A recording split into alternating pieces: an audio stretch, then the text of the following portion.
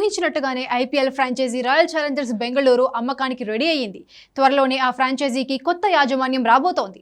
గత కొన్ని రోజులుగా ఆర్సీబీ ఫ్రాంచైజీ అమ్మకానికి సంబంధించి వార్తలు వస్తూనే ఉన్నాయి.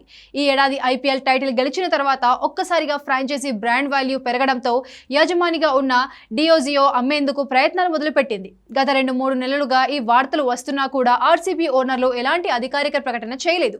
అయితే దాదాపు 17,000 కోట్ల వరకు వారు డిమాండ్ చేయడంతో కొన్ని కంపెనీలు వెనుకడుగు వేసినట్లు తెలుస్తోంది. అయితే ఆర్సీబీకి ఉన్న క్రేజ్ దృష్ట్యా ప్రపంచంలో కార్పొరేట్ దిగ్గజాలే కొనేందుకు సిద్ధమైనట్టు తెలుస్తోంది. ఎందుకంటే 17 ఏళ్లు టైటిల్ గెలవకున్నా ఎప్పటికప్పుడు RCB craze, brand value, fan following మాత్రం పెరుగుతూనే ఉంది. అందుకే ఇప్పుడు డియాజియో భారీ ధర చెబుతున్నా కొనేందుకు 6-7 కంపెనీలు రేస్ లో ఉన్నట్లు తెలుస్తోంది.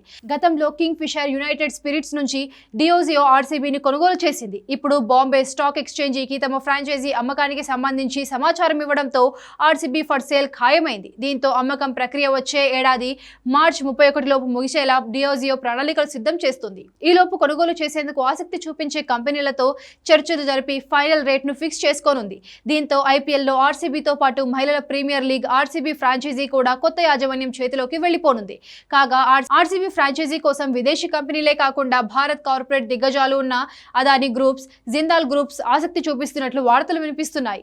17 ఏళ్ల నిరీక్షణకు తెరదించుతూ ఈసారి ఐపీఎల్ టైటిల్ ను రాయల్ ఛాలెంజర్స్ బెంగళూరు గెలుచుకుంది. అయితే ఈ టైటిల్ విజయాన్ని సెలబ్రేట్ చేసే క్రమంలో విక్టరీ పరేడ్ నిర్వహించగా తొక్కిసలాట జరిగే బెంగళూరు స్టేడియం దగ్గర 11 మంది చనిపోవడం తీవ్ర విషాదాన్ని నింపింది. ఈ ఘటనతో వచ్చే ఐపీఎల్ నుంచి చిన్నస్వామి స్టేడియాన్ని ఆర్సీబీ హోమ్ గ్రౌండ్ గా కేటాయించకపోవచ్చని సమాచారం. ఈ ఘటన తర్వాతే అప్పటి నుంచి ఆర్సీబీ విక్రయంపై చర్చలు మొదలయ్యాయి. అదేవిధంగా షేర్ హోల్డర్లు కూడా డియాజియోపై నాన్ కోర్ వ్యాపారాన్ని విడిచిపెట్టాలని ఒత్తిడి చేస్తున్నట్లు తెలుస్తోంది.